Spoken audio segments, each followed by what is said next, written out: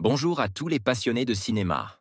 Je suis enchanté de vous retrouver sur ma chaîne Cinémadicte, où je vous propose les meilleures infos sur les nouveautés cinématographiques et les films déjà sortis. N'hésitez pas à vous abonner pour ne rien manquer des contenus captivants à venir. Bonjour à Allons-y. tous, et bienvenue sur ma chaîne. Aujourd'hui, je vais vous parler de The Neon Demon, un film qui a suscité de nombreuses réactions depuis sa sortie. Dans cette vidéo, je vais vous donner mon avis sur les thèmes abordés, l'esthétique visuelle et la performance des acteurs. Je vais également explorer les messages sous-jacents et la manière dont le film interroge l'industrie de la mode et la beauté. Restez avec moi pour une critique approfondie et, je l'espère, enrichissante de cette œuvre fascinante. C'est parti. La beauté ne fait pas tout, elle est tout.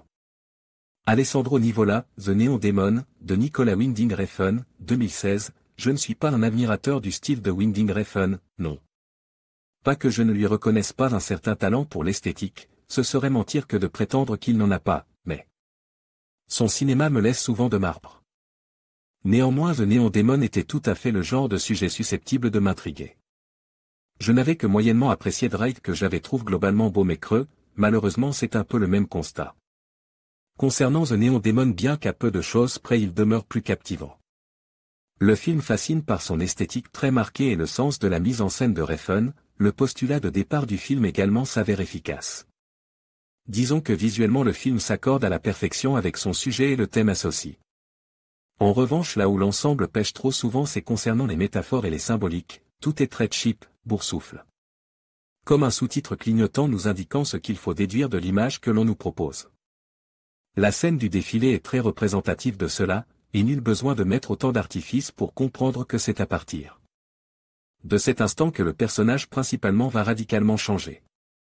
Idem concernant la présence du puma dans la chambre de Jessie, on sait pertinemment qu'elle a de la concurrence. Outre cela il faut bien avouer que certaines choses fonctionnent, notamment en termes de mise en scène, certaines images marquent vraiment la rétine. Les couleurs sont belles, la photographie aussi bien sûr et les décors permettent aux actrices de déployer un véritable arsenal de jeu aussi vaste que juste.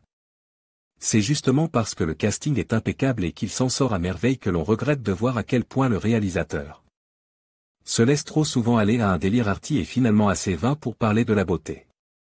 D'un côté le film traite le sujet efficacement en proposant des séquences qui font mouche, la première séance photo par exemple ou bien encore la séquence d'ouverture et d'un autre le discours est plombe par un trop-plein de bonnes intentions visant à vouloir éclaircir le sujet qui gagne pourtant à être plus mystérieux afin de proposer plusieurs niveaux de lecture. Ainsi la scène, choc, de la morgue avec Jonah Malone tombe complètement à plat, ce n'est vraiment pas à travers cette scène-là que le personnage, qui est par ailleurs le plus intéressant du métrage, se dévoilait. Elle Fanning est très juste et tient sûrement son meilleur rôle ici, mais personnellement je lui préfère Jonah Malone dans l'interprétation. Aussi sans cesse entre une grande justesse et une redoutable composition incisive. Abeli et Bella Scott sont également très justes mais plus en retrait malgré l'importance de leurs deux rôles. En revanche Keanu Reeves tient plus de la figuration qu'autre chose, son personnage n'exprime rien de particulier.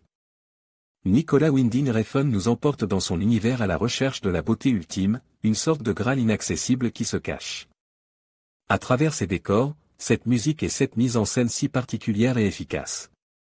Mais rarement le discours ne trouve un véritable intérêt, malgré un quatuor d'actrices impeccable.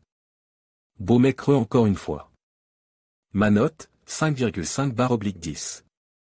En conclusion, The Neon Demon, de Nicolas Winding Refn est une œuvre audacieuse qui explore les thèmes de la beauté, de l'obsession et de la superficialité dans le monde de la mode. À travers une esthétique visuelle saisissante et une bande sonore envoûtante, le film nous plonge dans un univers où la quête de la perfection peut mener à des conséquences tragiques. La critique de Stark met en lumière les subtilités de cette œuvre, invitant le spectateur à réfléchir sur les dangers de l'obsession pour l'apparence. En fin de compte, The Neon Demon reste une expérience cinématographique marquante qui ne laisse personne indifférent.